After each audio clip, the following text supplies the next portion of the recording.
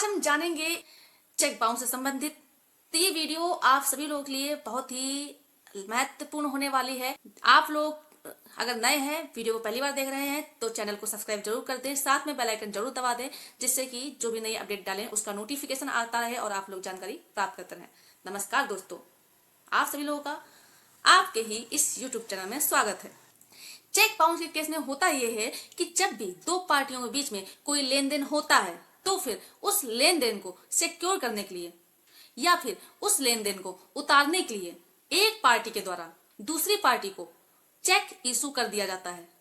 और इसके बाद जिस पार्टी को वो चेक मिला होता है और जब वो अपनी बैंक में लगाता है उस चेक को, तो यहाँ पर अगर वो चेक क्लियर हो जाता है तब तो कोई दिक्कत नहीं, लेकिन अगर वो चेक बाउंस हो जाता है तो यहाँ पर जिसे ये चेक मिली है वो चेक देने वाले को एक लीगल नोटिस जारी कर देता है।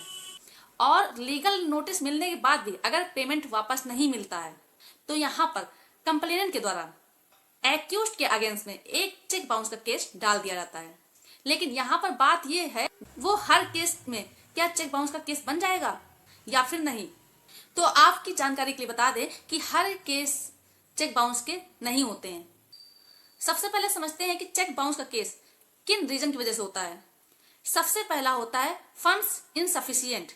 अगर एक्यूज्ड के खाते में कोई भी पैसा नहीं है तो यहाँ पर चेक बाउंस का केस बन जाएगा। या फिर एक्सीड अरेंजमेंट कर जाता है तो भी चेक बाउंस का केस बनता है।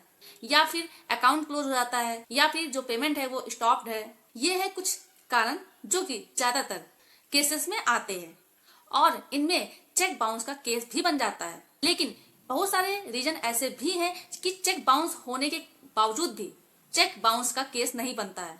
यदि एक पार्टी द्वारा दूसरे पार्टी को चेक इशू कर दिया जाता है, जिस टाइम ये चेक इशू किया गया है उस टाइम उसका जो अकाउंट है वो ऑपरेटिव है, यानी कि एक्टिव है, उस टाइम कोई भी इशू नहीं है। लेकिन जिस टाइम उस चेक को बैंक में प्रेजेंट किया गया है उस दिन अगर अकाउंट फ्रीज पाया जाता है तो यहाँ पर चेक बाउंस का केस नहीं बनता है, जो कि जिस टाइम पे वो चेक इशू किया गया था उस टाइम उसका अकाउंट एक्टिव था। उसके चेक देने के बाद अकाउंट फ्रीज हुआ है तो यहाँ पर एक्यूज्ड का कोई भी रॉन्ग इंटेंशन नहीं था, तो यहाँ पर कोई भी चेक बाउंस का केस नहीं बनता है।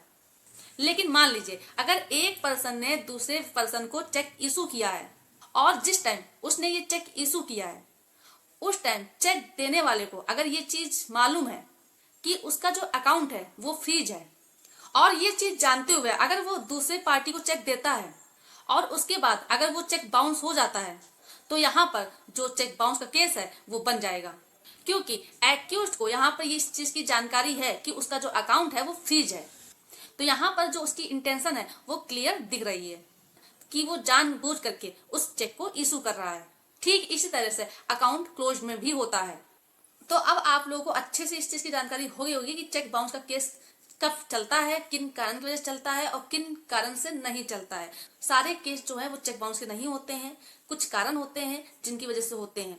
अगर आपकी इंटेंशन गलत है पहले से ही चेक देते समय तो चेक बाउंस का केस चलेगा, और अगर आपकी इंटेंशन ऐसी नहीं थी, आपकी गलत इंटेंशन नहीं थी चेक देने से पहले, तो बाद में किसी कारणवश अगर कोई दिक्कत आई है, अकाउंट क्लोज हो गया है या फ्रीज हो गया है और उस वजह से अगर चेक बाउंस हुआ है तो चेक बाउंस का केस नहीं चलेगा।